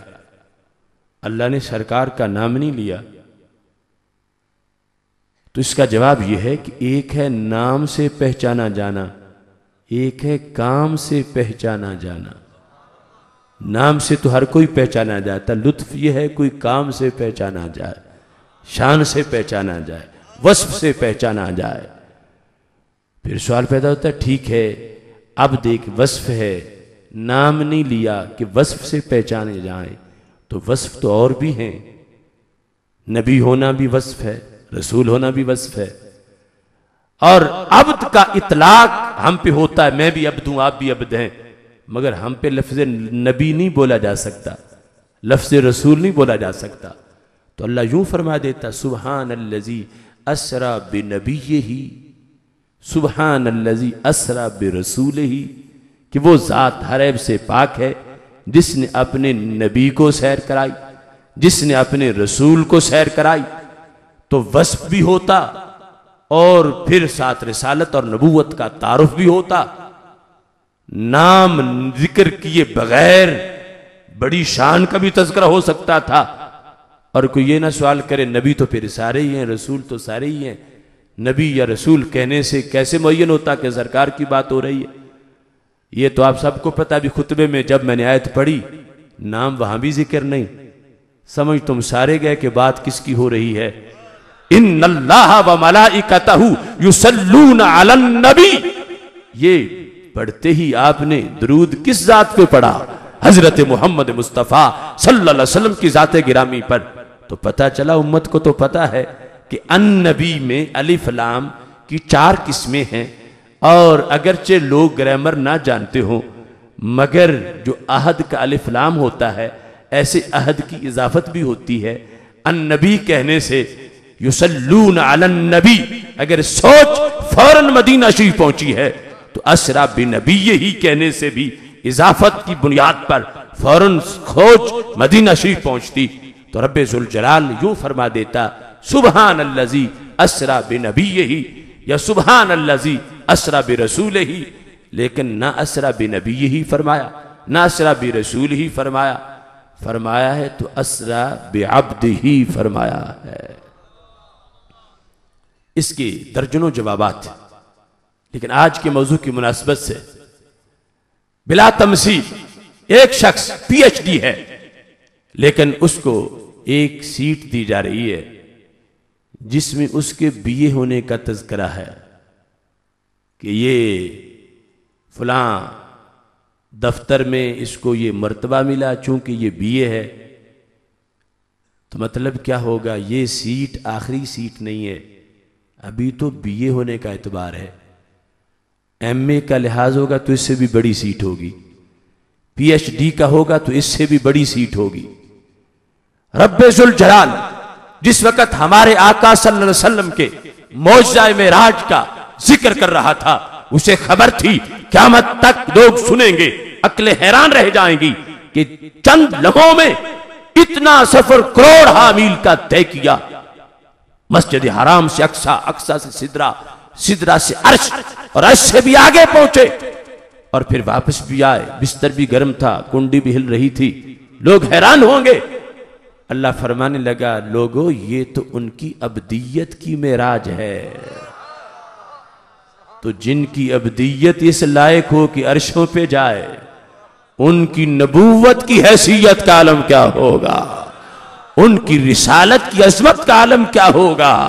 اگرچہ جب گئے تو نبوت بھی ساتھ تھی، رسالت بھی ساتھ تھی، مگر اسرا بعبدہ کہہ کر یہ واضح کر دیا گیا کہ یہ نہ سمجھنا کہ جو ملنا تھا مل گیا، فرمایا ابھی تو سر عرش ان کی ابدیت کے اعزاز میں ضیافت ہو رہی ہے۔ جن کی ابدیت کا یہ درجہ ہو کہ عرشوں پہ جا بیٹھے، ان کی نبوت اور رسالت کا عالم کیا ہوگا۔ نعرہ تکبیر، نعرہ رسالت، نعرہ تحقیق، نعرہ حیدری، ادارہ صراط مستقیم پاکستان۔ اب یہاں پر اس چیز کو ذہن میں رکھیں، لوگ کہہ رہے تھے ہم بھی عبد وہ بھی عبد، تو اللہ نے اسرا بعبدہ فرمایا اس لیے ہے کہ غلط فہمی دور ہو ان لوگوں کی جو کہتے ہم بھی عبد وہ بھی عبد۔ اسرا بعبدہ کہنے کا سبب غالب ہے ہی یہی کہ تمہیں پتا چلے تمہاری ابدیت گلیوں میں گھومتی ہے، ان کی ابدیت سر عرش جا بیٹھتی ہے۔ ابدیت کا لفظ اگر لفظ رسول ہوتا، لفظ نبی ہوتا، تو پھر یہ جو وہم پرست ٹولہ ہے ان کی ہدایت کا اس میں سامان اس مقام پہ نہ ہوتا۔ رب ذوالجلال چونکہ کسی کا کوئی بہانہ نہیں رہنے دیتا، اس لیے اس نے الفاظ ایسے استعمال کیے ہیں تاکہ کوئی سمجھ نہ چاہے، ہٹ دھرم نہ ہو، ضدی نہ ہو، تو اسے اس لفظ ہی پتہ چل جائے کہ میری ابدیت اور ہے، ان کی ابدیت اور ہے۔ میں کبھی بھی اپنے آپ کو ان کی مثل نہ کہوں، میری ابدیت فرش پہ رہتی ہے، ان کی ابدیت سر عرش جا بیٹھتی ہے۔ اور پھر یہاں مسئلہ نورانیت کا بیان ابدیت کے ضمن میں کر دیا۔ اب دیکھیں حضرت موسیٰ علیہ السلام طور پہ گئے، کہا ارنی انظر الیک، اے اللہ اپنا دیدار کرا، میں تجھے دیکھنا چاہتا ہوں۔ جواب آیا لن ترانی، آپ ہرگز مجھے نہیں دیکھ سکتے، لیکن انظر الی الجبل فإن استقر مکانہ فسوف ترانی، لیکن آپ پہاڑ کی طرف دیکھیں، اگر وہ اپنی جگہ پہ قائم رہا جلوے کے بعد تو تم بھی دیکھ لو گے۔ قرآن کہتا ہے فلما تجلی ربہ للجبل جعلہ دکا وخر موسیٰ صاعقا، اللہ کا جلوہ جب پہاڑ پہ گرا اسے ریزہ ریزہ کر دیا، تو حضرت موسیٰ علیہ السلام جلموں میں گم بے ہوش ہو کے گر پڑے۔ اب اس مقام پر پتہ چلا کہ اللہ کا ایک جلوہ بڑا زبردست ہے، پہاڑ پہ گرے تو پہاڑ کے طوطے اڑ جاتے ہیں، پہاڑ ریزہ ریزہ ہو جاتا ہے۔ ایک طرف یہ مقام ہے اور دوسری طرف جب معراج کی رات میرے نبی علیہ السلام سدرہ پہ پہنچے تو جبریل علیہ السلام کہنے لگے لو دنوت ان ملت اللہ ترکتو، محبوب اگر ایک پوٹا بھی سدرہ سے میں آگے گیا تو میں جل کے راکھ ہو جاؤں گا۔ یہ نہیں کہا میں آگے نہیں جاؤں گا، کہا جا کے بھی ساتھ نہیں دے پاؤں گا، میں بھی جل جاؤں گا، آپ بھی تنہا جائیں گے، تو محبوب پہلے مجھے چھوڑ جاؤ۔ تو حضرت جبریل علیہ السلام کا اگر یہ نظریہ ہوتا کہ اللہ کے رسول علیہ السلام کا نور بھی میرے نور جیسا ہے تو خیر خواہی لازم تھی، کہتے نہ میں جاؤں گا نہ آپ جائیں گے، میں گیا تو میں جل جاؤں گا، آپ گئے تو معاذ اللہ آپ جل جائیں گے، لیکن جبریل کہتے میں نہیں جاؤں گا، میں نہیں جا سکتا، آگے آپ اکیلے ہی جائیں گے۔ تو جبریل بتا رہے تھے لوگو سبحان الذی اسرا بعبدی، یہ عبدیت کی معراج اس انداز کی ہے کہ جہاں جبریل کی نورانیت نہیں جا سکتی وہاں محبوب کی عبدیت بھی جا سکتی ہے، اور یہ واضح کر دیا لوگو یہ بشری بے مثل نہیں، یہ تو نور بھی بے مثل ہیں۔ اور جبریل علیہ السلام کی جب بات میرے نبی علیہ السلام نے سنی تو یہ نہیں فرمایا کہ جبریل جب تم نہیں جا سکتے تو میں کیسے جا سکتا ہوں، میں بھی واپس جاتا ہوں، تم نے تو دورہ کرانا تھا، وزیرا یا فی الارض و وزیرا یا فی السماء، تم میرے آسمانی وزیر ہو، تمہارے ایریے میں آیا ہوا ہوں، دورہ تم نے کرانا تھا، تم کہتے میں نہیں جا سکتا تو پھر میں بھی کیسے جاؤں گا، میں بھی واپس جاتا ہوں، نہیں۔ فرمایا حل لک من حاجہ، جبریل کوئی کام ہے تو بتاؤ، تمہارا بھی کرا کے آ جاؤں گا۔ تو ابدیت کی معراج میں نورانیت کیسے آئی، میرے نبی علیہ السلام واضح فرما رہے تھے جبریل مجھے پتا ہے مجھے کچھ بھی نہیں ہوگا، میں خیریت سے جاؤں گا، خیریت سے واپس آؤں گا۔ اب نتیجہ کیا نکلا، جس وقت میرے نبی علیہ السلام سدرہ سے آگے گزرے فرماتے ہیں خورے کبھی 70,000 حجاب من نور، میرے بدن سے لگ کے نور کے 70,000 حجاب پھٹ گئے اور میں نے کمان کے دو سروں سے قریب ہو کے اپنے رب کی ذات کو دیکھ لیا۔ اب جب واپس لوٹے تو حکمت کیا ظاہر ہوئی، سر پہ امامہ بھی سلامت تھا، بدن پہ جبہ بھی سلامت تھا۔ جہاں جبریل کو اپنے جل جانے کا خطرہ ہے وہاں محبوب علیہ السلام کے کپڑے بھی نہیں جلے، اور بدن تو بدن رہا، نور کے ساتھ لگنے پر کپڑوں کو بھی یہ مقام ملا کہ کپڑے بھی سلامت ہیں۔ ادھر ایک جلوہ عرش سے چلے طور پہ پہنچے، طور ریزہ ریزہ ہو جائے، اور ادھر حضور عرش پہ جا پہنچے، کروڑ ہا جلوے اپنے پیکر پہ برداشت کریں اور پھر بھی مسکراتے ہوئے نیچے آ جائیں۔ تو مسئلہ حل ہوا، لوگ کہتے ہیں وہ ہم جیسے ہم ان جیسے. اللہ فرماتا ہے سبحان الذی اسری بعبدی. یہ دیکھو ان کی عبدیت کا معیار کیا ہے, معراج کیسی ہے. ایک جلوہ پہاڑ پہ گرے, پہاڑ نہیں برداشت کر سکتا, حالانکہ طور عرش پہ نہیں گیا تھا, نہ عرش طور پہ آیا تھا, اور ادھر سرکار خود ہی عرش پہ چلے گئے, اور ہزار ہا کروڑ ہا جلوے میرے نبی علیہ السلام کے پیکر پہ پڑے. تو پتا چلا لوگوں طور کا معاملہ اور ہے, حضور کا معاملہ اور ہے.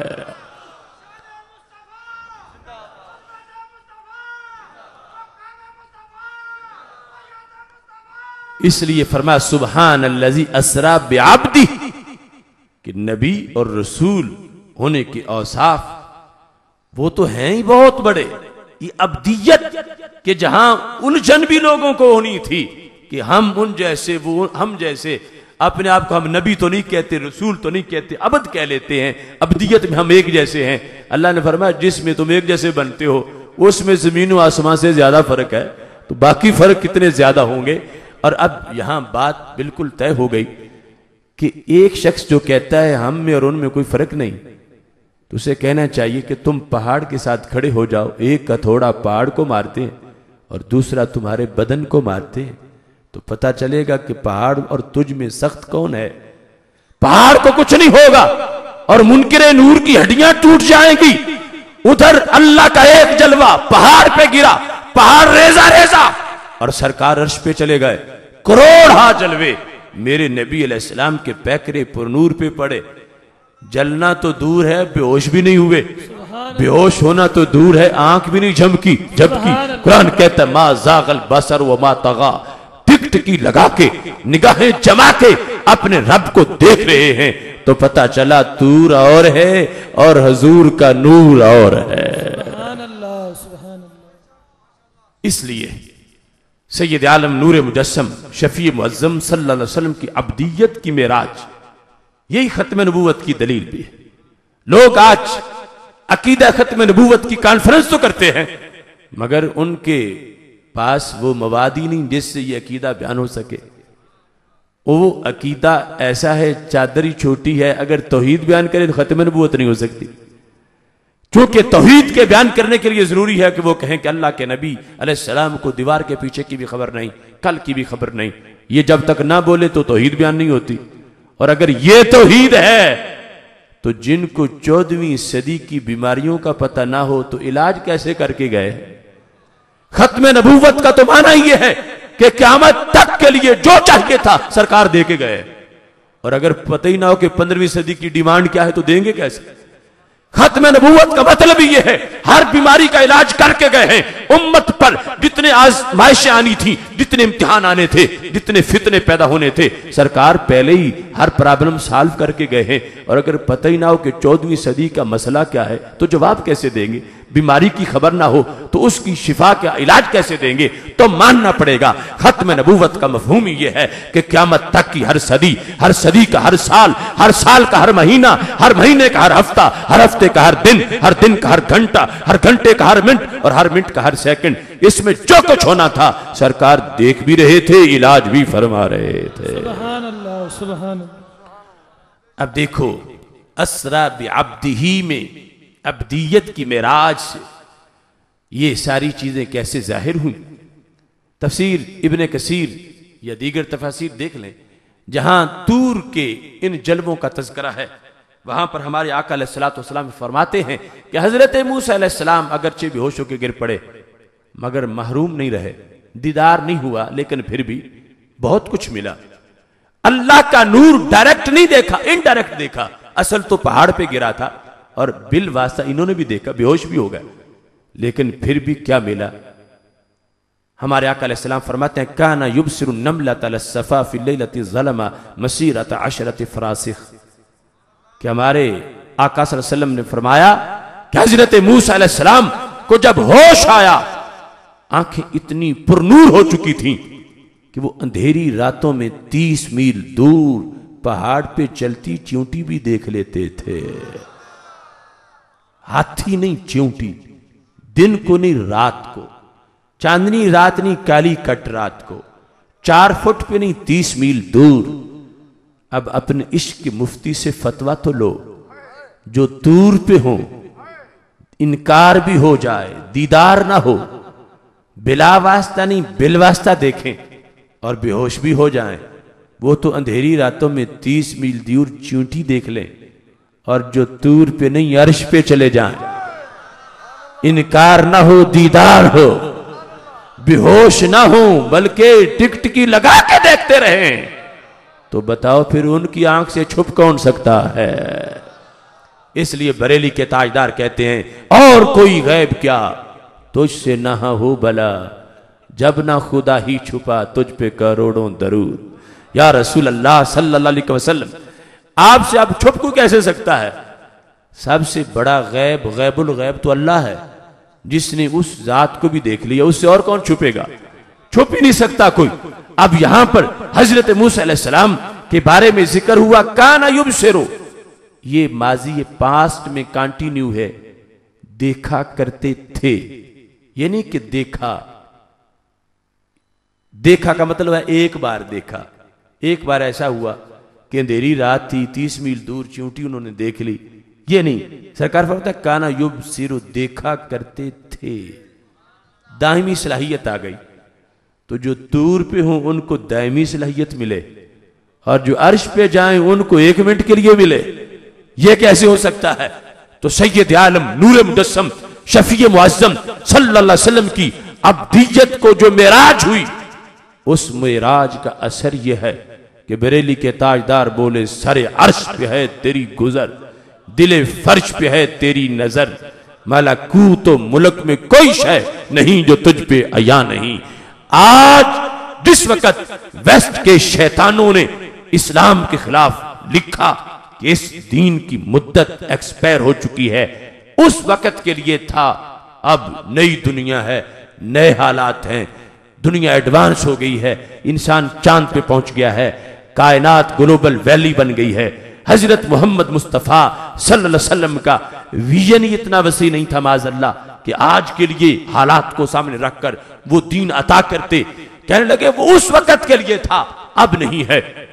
یہ جس وقت باتیں بیان ہونے لگیں تو جواب مانگا گیا سعودی عرب پہ مسلط طبقہ ان سے کہ تم حرم میں بیٹھے ہو، جس اسلام کے صدقے کھا رہے ہو، اس کی تو مدت ہی گزر چکی ہے، اور تقریریں آپس میں مکس ہو گئیں۔ ویسٹ کے شیطان مغربی کیڑے مکوڑے بھی کہہ رہے تھے رب کے نبی کو 15ویں صدی کا پتہ ہی نہیں تھا، تو یہ دین اس پہلے تھا، اب نیا دین ڈھونڈو۔ اور یہ ملائی نظام بھی ان کو کہہ رہا تھا تقریروں میں کہ رب کے نبی کو دیوار کے پیچھے کی بھی خبر نہیں، کل کا بھی پتہ نہیں، تو تقریریں ایک جیسی ہو گئیں، دعویٰ ان کا بھی یہ، دعویٰ ان کا بھی یہ۔ اب اسلام کیسے بتائیں کہ آج کے لیے بھی ہے، کل کے لیے بھی ہے، قیامت تک کے لیے بھی ہے، ہمیشہ کے لیے بھی ہے۔ رب کعبہ کی قسم، جب نجد کا ملا ویسٹ کے شیطانوں کو جواب دینے لگا، اسے قلم ادھار مانگنا پڑا امام احمد رضا بریلوی سے۔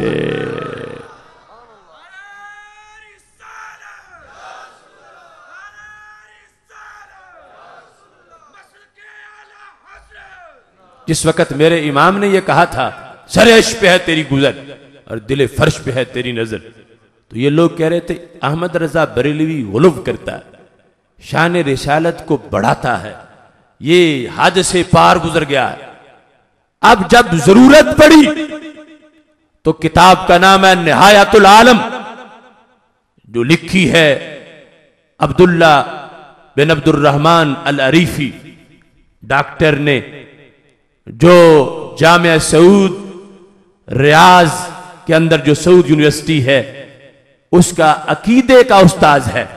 اس نے کتاب لکھی اور کتاب میں اس نے یہ ثابت کیا کہ ہمارے آقا علیہ الصلوۃ والسلام قیامت تک کا غیب جانتے تھے اور ہر گھڑی کی ان کو خبر تھی، اور کہا اگر تمہیں یقین نہیں ہوتا تو جو صدیاں گزر چکی ہیں ان میں ان کے دی ہوئی خبروں میں سے جو ثابت ہو چکی ہیں میں تصویریں دے کے ثابت کرتا ہوں، باقی بعد میں ثابت ہو جائیں گی۔ نہایت العالم مکہ شریف مدینہ شریف میں ہر سٹال، ہر بک سٹال سے تمہیں مل سکتی ہے، اس میں ہر صفحے پر ایک حدیث لکھی ہے ساتھ اس حدیث کی صداقت پر ایک تصویر موجود ہے کہ دیکھو جو فرمایا تھا ویسے ہی ہوا ہے، جو فرمایا تھا وہی ہوا ہے۔ پوری کتاب کا نام ہی یہ ہے نہایت العالم۔ اس جہان کا انجام کیا ہے کہ جو سرکار نے فرمایا تھا وہی ہوتا جا رہا ہے، دنیا میں سب کچھ ویسے ہی ہے۔ لہذا دین صرف اس وقت کے لیے نہیں تھا، دین قیامت تک کے لیے ہے، کیونکہ قیامت تک کا غیب وہ جانتے تھے، قیامت تک کی باتیں حالات ان کے سامنے تھے۔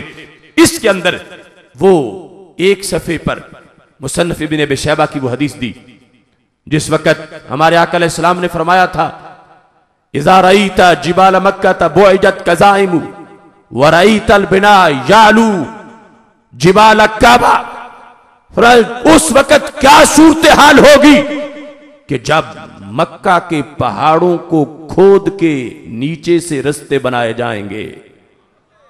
بعجت کظائم، النہایت الجزریہ کے اندر امام ابن الاسیر جزری نے آج سے 5-6 صدیاں پہلے اس کا مطلب بیان کرتے ہوئے یہی بیان کیا کہ پہاڑوں کو کھودا جائے گا، نیچے سرنگیں بنیں گی، رستے بن جائیں گے۔ اور آج کے اس مصنف نے لکھا کہ انابیب ضخمہ لمیاہ زمزم، کہ اس وقت جو مکہ شریف کے پہاڑوں کے نیچے نفق ہیں، نفق سرنگیں اور جو پائپ بڑے بڑے زمزم کے گزارے گئے ہیں، مصنف لکھتا ہے اے انگریزوں، اے مستشرقین، اے مغربی لوگوں، اعتراض نہ کرو ہمارے اسلام پر۔ کیوں؟ فرما ہمارے نبی علیہ السلام کو پتا تھا پہاڑوں کے نیچے کیا ہے، پہاڑوں کے اوپر کیا ہے۔ یہ جو اب ہم نے زمزم کے پائپ گزارے ہیں، یہ ان کی آنکھ نے اس وقت دیکھے تھے، انہوں نے دیکھ لیا تھا کہ ایسا ہوگا۔ تو جب یہ حالات ثابت کر رہے ہیں کہ انہیں پتا تھا، تو پھر اسلام بھی اس وقت کے لیے نہیں تھا، اسلام بھی قیامت تک کے لیے ہے۔ اور دوسرا ساتھ یہ الفاظ ہیں کہ جب تم دیکھو گے ریت البنا یعلو الجبال، کہ جب بلڈنگیں پہاڑوں سے اوپر نکل جائیں گی، مکہ شریف کی بلڈنگیں پہاڑوں سے اوپر نکل جائیں گی۔ اب مکہ ٹاور، زمزم ٹاور، مکہ شریف کے ہوٹل، یہ پوری تصویر دی ہے وقف عبدالعزیز کی۔ اس مصنف نے کتاب کے صفحے پر اوپر حدیث لکھی ہے، نیچے تصویر دی ہے، اور یہ ثابت کیا ہے کہ ہمارے آقا صلی اللہ علیہ وسلم نے جو فرمایا تھا ہو کے رہا ہے۔ پہاڑوں کے اندر جو کچھ ہے وہ جانتے تھے، پہاڑوں سے اوپر جو کچھ ہے ان کو پتا تھا اس وقت۔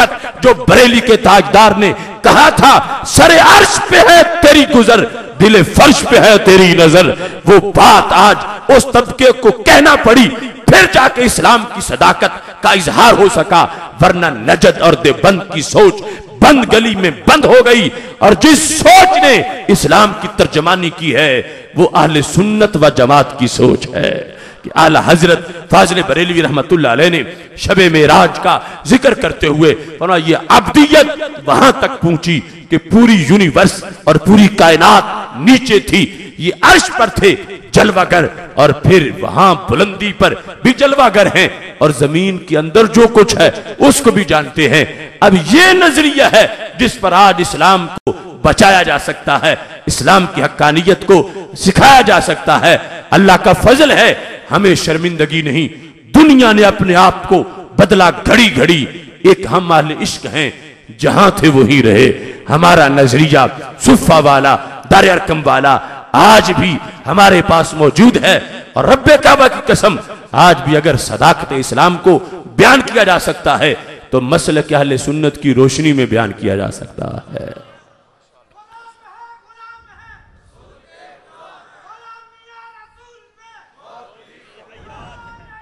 محتشم صاحب حضرات، چونکہ وقت مختصر ہے، ادارہ صراط مستقیم اس تحریک کا نام ہے، ہم دلیل دروازے تک پہنچانا چاہتے ہیں۔ تقریباً 11,000 موضوعات پر ہماری سی ڈیز اور کتابیں مختلف موضوعات پر، اب ضرورت ہے کہ عوام تک ان چیزوں کو پہنچایا جائے۔ ماہنامہ فکر مستقیم اور www.siratmustaqim.net اس کے ذریعے سے، اور جتنے روز افزوں سیمینارز ابھی 25 مئی کو انشاءاللہ جو جامعہ جلالیہ رضویہ مظہر الاسلام داروغہ والا لاہور میں دورہ حدیث کا اختتام ہو رہا ہے، اور 32 علماء کرام کی دستار فضیلت ہوگی انشاءاللہ۔ جوہر ٹاؤن جشن میرج ہال کے اندر تاریخی نبوت مصطفیٰ صلی اللہ علیہ وسلم سیمینار کا انعقاد کیا جا رہا ہے۔ نبوت مصطفیٰ صلی اللہ علیہ وسلم سیمینار، جس کا مطلب یہ ہے کہ ہمارے نبی علیہ السلام عالم ارواح میں بھی نبی تھے، بوقت ولادت بھی نبی تھے، اعلان نبوت سے پہلے جو 40 سال گزرے ان میں بھی نبی تھے، اعلان نبوت کے بعد بھی نبی ہیں اور آج بھی نبی ہیں۔ اس موضوع کو اس سیمینار میں بیان کیا جائے گا۔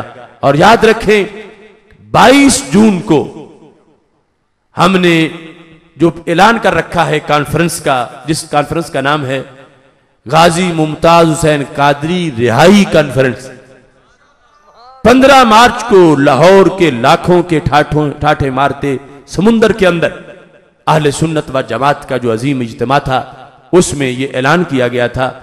اور اللہ کا فضل ہے اس اجتماع کی برکت سے تحریک رہائی ممتاز حسین قادری معرض وجود میں آ چکی ہے، اور اہل سنت کی ساری بڑی تنظیمات اس تنظیم کا حصہ ہے۔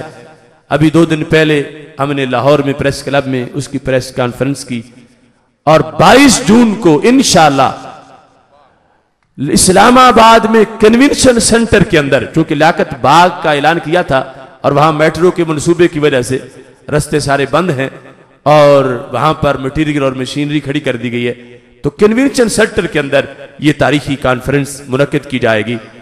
اور 22 جون سے پہلے 20 جون کو جمعۃ المبارک ہے، اس کو ہم نے یوم ممتاز قادری کا نام دیا۔ تو 20 جون کا جو جمعہ ہے، تمام خطبہ ملک بھر میں جمعے کے اجتماع میں ممتاز حسین قادری کی رہائی کی قرارداد منظور کروائیں گے، جمعے کے بعد مظاہرے ہوں گے اور 22 جون کو کانفرنس ہوگی۔ آپ تمام احباب سے شرکت کی اپیل کرتا ہوں کہ آپ سارے حضرات اس میں تشریف لے جائیں گے۔ پھر سوچیں اور پھر بولیں، کیا سارے حضرات تشریف لے جائیں گے؟ آج کی دعوت آگے بھی پہنچائے، چونکہ ممتاز قادری ملت کے ہیرو ہیں۔ ہم 4 گھنٹے کے لیے ٹائم بڑی مشکل سے نکالیں جلسے کے لیے، انہوں نے پوری عمر ہی محبوب کے نام لگا رکھی ہے۔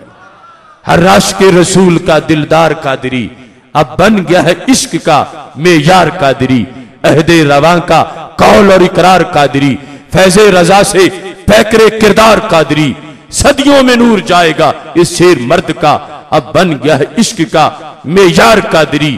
وہ روکتے ہیں ایک بار نام لینے سے، میں کہہ رہا ہوں برملا لکھ بار قادری، جس دن سے وہ گستاخ پہ تلوار بنا ہے اس دن سے بن گیا ہے میرا یار قادری۔ وآخر دعوایا ان الحمدللہ رب العالمین۔